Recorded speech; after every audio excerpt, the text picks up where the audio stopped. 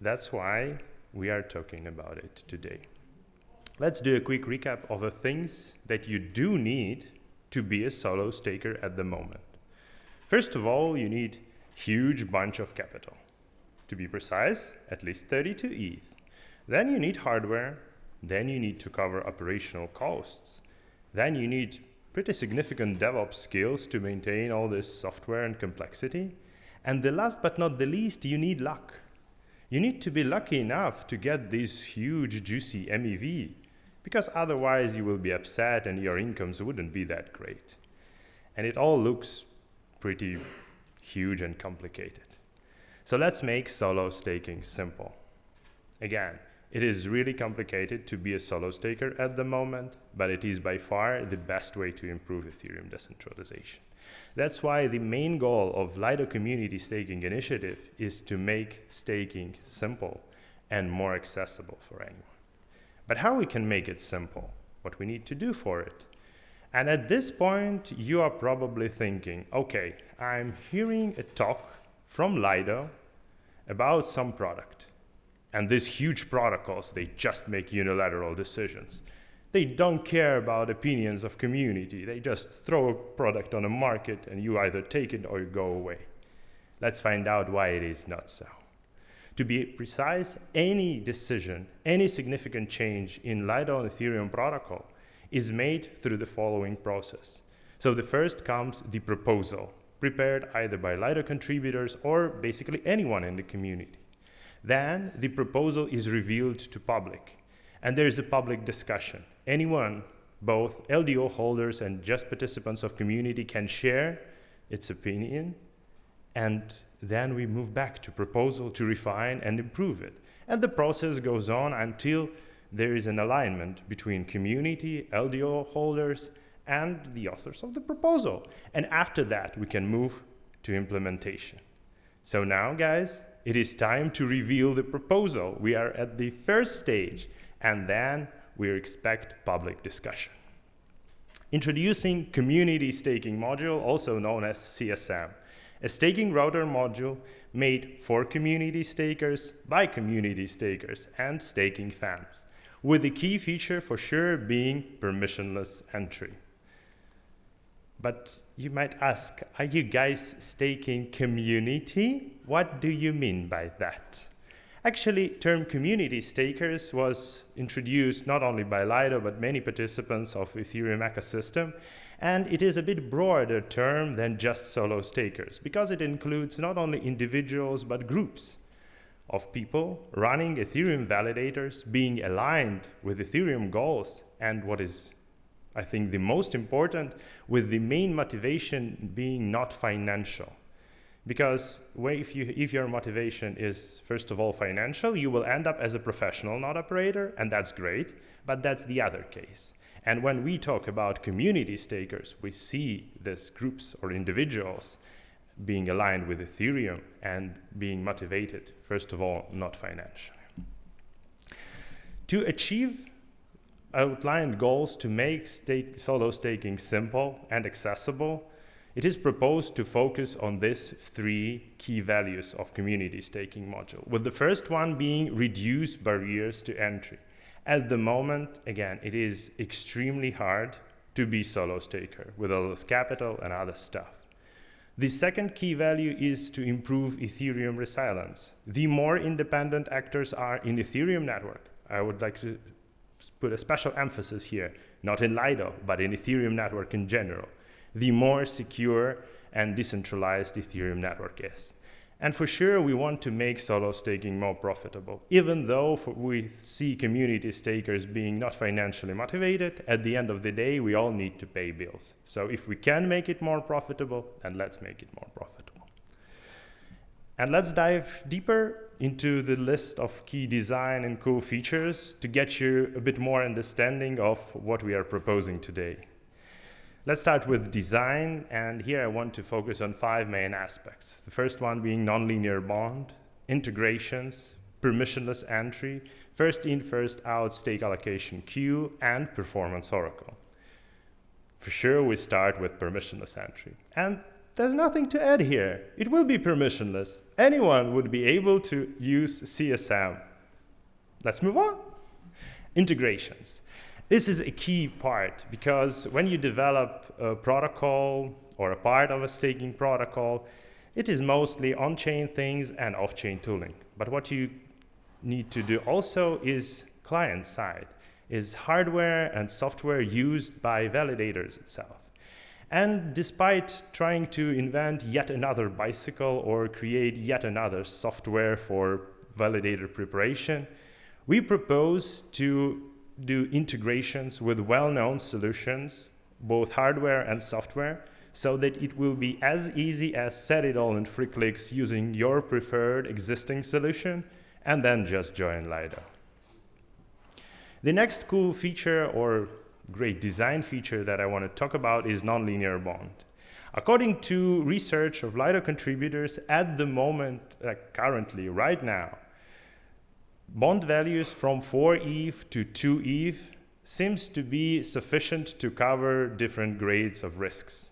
But what we believe in, by we for sure I mean Lido contributors and specifically my team, that the more validators are ran by a single node operator, the less can be the bond requirement, because the bond is associated not with a single validator, but with the node operator in general. So at the end of the day, we have more coverage for individual extraordinary cases while still allowing lower entry barriers. Since for validator creation, node operator need to lock bond, it means that it will be fair, the most fair option, to allocate stake to the node operators in the same or in similar order they locked bond. That's why we propose to use first in, first out stake allocation queue for node operators. The faster you come and upload bond, the faster you get your stake, the faster you can start your operation. And the last but not the least design feature is performance oracle. Keep in mind that while designing CSM, we are not designing a new product from the ground up. We are trying to implement staking module that need to work together with Lido protocol. And the default system currently used in Lido protocol to distribute rewards is just a proportional system. It works fine for permissioned operators because Lido contributors have other ways to interact with them to say, hey guys, there's something wrong on your side, please fix the performance. And they will do, because professional operators, they put reputation as a stake. With permissionless staking, it is not so. We know nothing about operators. We know something about them, but not about all. That's why performance oracle here is crucial to create dependency between performance and rewards. At the same time, we think that it wouldn't be correct to ask home stakers and solo stakers to aim to this 99999 numbers, because it is hard and pretty much useless for Ethereum network and for them. That's why we introduce performance threshold, a value that should be determined by Lido DAO. And if node operators, validators perform above this threshold during period, they get socialized rewards, like everything fine, no matter if it is, for example, 97 or 96% efficiency, you will still get the same rewards. While low performance, who are below this threshold, wouldn't get rewards at all. Why it is needed? Because we don't want to incentivize people who just create validators and do nothing or don't care about performance at all. But we want to ensure that small power outages or internet outages or other things, they would not influence the rewards for solo stakers. So yes, the rewards above performance threshold will be socialized, and below performance threshold, no rewards, sorry. Now let's briefly talk about cool features to give you a better understanding of why you as a solo staker would probably prefer to use Community Staking Module. Let's start with low bond. We know that bond is a crucial feature for security. At the same time, we know that Ethereum ecosystem evolves and Lido protocol evolves, and there are recent advances in different types of reporting and security assessment. And we want to offer bond as low as possible while still maintaining decent protocol security and security for STETH holders. At the moment, it looks like 4ETH bond is a good option, but given that it will take us about 6 to 9 months to move to mainnet release, I think that this number will be even lower. Simple UX is very important. You like using your iPhone or your Android because you can access needed features within several clicks. You just do it, you just take your phone, and it is easy and understandable for you. So why not to make solo staking experience the same? You just prepare your validation setup using UX pretty similar to your iPhone or to your Android, why not? Then you do just one action in CSM UI to upload your validator keys and provide bond, basically sign in only one transaction. And that's it. The only thing you need now is to operate and claim rewards whenever you like, in any amount. Like you can claim it each month, each half a year, each year, and in any case, it will be one transaction for the whole node operator, no matter how many validators are, no matter how many rewards acquired. So this 3 steps is by far the simplest possible UX for solo validation. Gas fees has been a problem on Ethereum for a long time. And it will be so because it's a base layer, it's a base security layer, so gas fees cannot be low. But what can be low is gas costs. We can reduce the amount of gas needed for operations. And in a typical flow for solo staking with liquid staking protocol, you need to do all this huge stuff, so many operations, so many gas spent. With CSM, we propose to minimize it to only 2 operations. Create your node operator and upload validator keys and claim your rewards. Again, anytime, in any amount, for any amount of validators. And the rest will be your savings.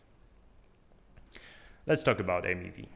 You all know MEV, guys. You all know it's a huge lottery.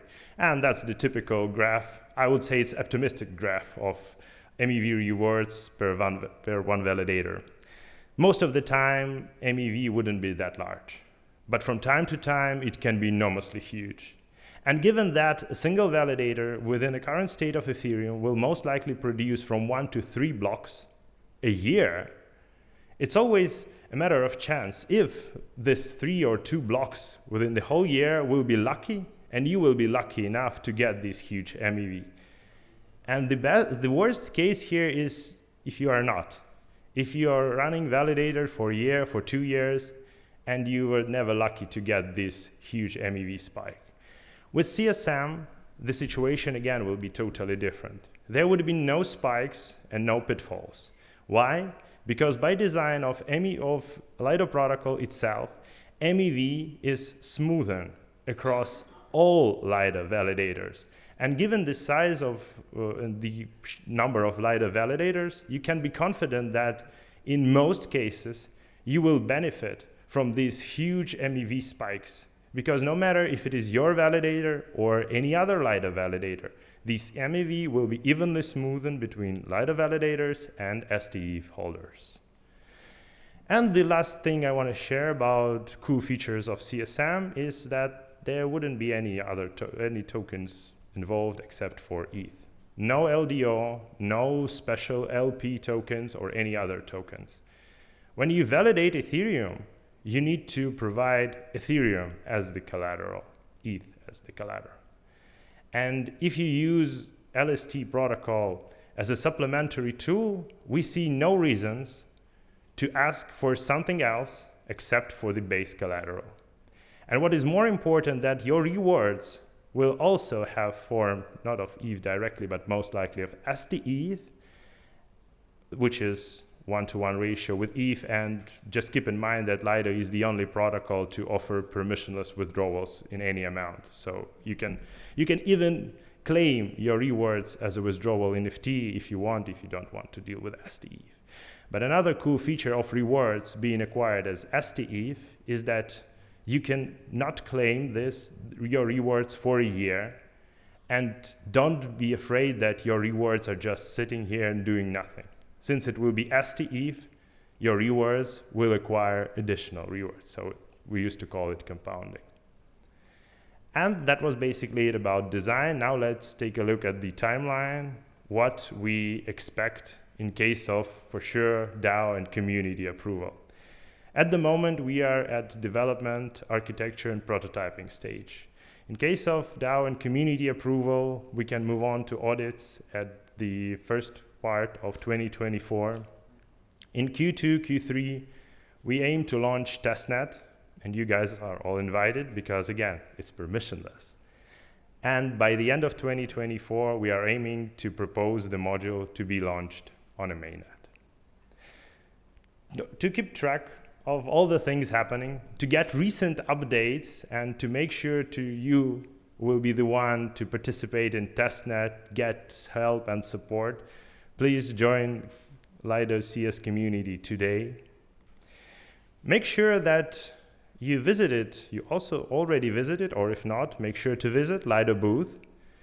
Do 3 simple tasks, and at the very end of the day, today, there's going to be a raffle, and you will get your chance to win one of these magnificent boxes. So don't miss it. And I want to end up the talk with a simple thing. Today, I shared the proposal with you, and the next step is public discussion. So I kindly ask all of you guys to share your opinions on what do you think about the proposed CSM design. You can do it either here after the talk, near the booth, or, which is way better, is to scan this QR code, to go to Research Forum Proposal, and under the proposal, leave your opinion, no matter what it is. You can say, this proposal, I don't like it. I mean, it can be done better. Feel free to do so. Or you can say, I support the proposal, or any other option. And if you guys are working on development of tools for validator preparation, or for any other tools that can be beneficial for solo stakers, make sure to outline it in the comments to the proposal, so that in the upcoming snapshot voting, your company and your group, your team, might be outlined as potential partners that LEGO committee should consider. And that's basically it. Thank you so much.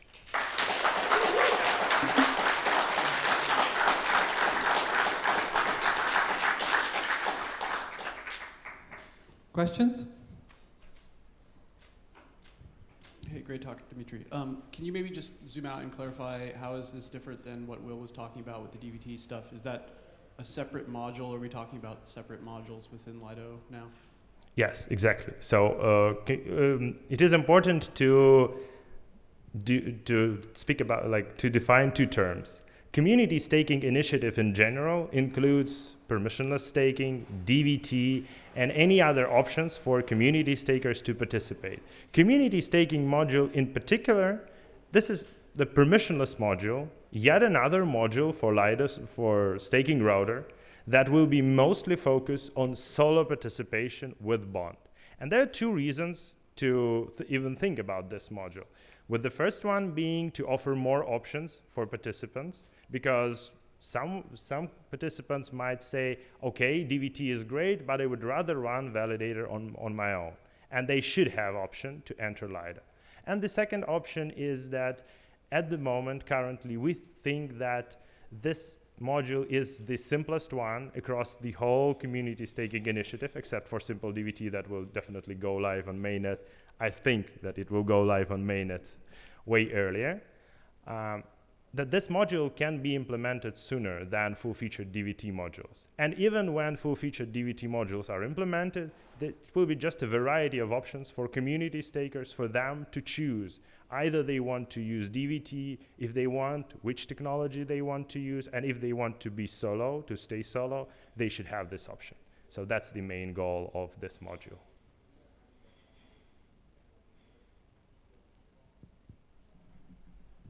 So no LDO bond, but how about LDO incentive? Oh, that's that's a great question. So yes, definitely no LDO bond, and any incentives regarding the community staking module, again, will be discussed publicly. Nothing is proposed yet. Feel free to make your proposal. I mean, it's an open world. Lido is a DAO. Anyone can propose. But at the moment, developers team, contributors team are not considering any specific incentives in LDO. Because again, for me personally, I don't think that paying with additional tokens or incentivizing with additional tokens is a good option. Validation on Ethereum validation happens on Ethereum. Rewards are in Ethereum. So the best way to incentivize solo stakers from my perspective is to offer better staking fees and lower bond so that it will be way more capital efficient or just more capital efficient than typical solutions.